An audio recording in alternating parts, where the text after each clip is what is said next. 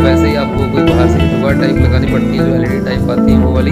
वैसे ओवरऑल गाड़ी परफेक्ट है, लेकिन गाड़ी थोड़ी सी इनसे सेल कम हुई है, तो जिस वजह से इसका थोड़ा मेंटेनेंस का जो खर्चा है वो थोड़ा आप ज़्यादा ऐसा कह सकते हैं। रिम और टायर आप देख सकते हैं वही 12 इंच का है, जो अल्टो 800 में आता है, तो वो भी सेम है, उसमें भी कोई फ़र्क नहीं है। और इंटीरियर जो है वो तो अपने आप में बहुत बढ़िया है। जहाँ अल्टो में आप देखें तो आपको एक सिंपल सिंगल डिन की जगह मिलती थी, इसमें आप डबल डिन की जगह कंपनी से ओरिजिनल मिलती है। और उसके बाद इस गाड़ी में 9 इंच का एंड्रॉयड लगा रखा है, तो वो आपको पूरी फैसिलिटी इसमें मिल जाती है।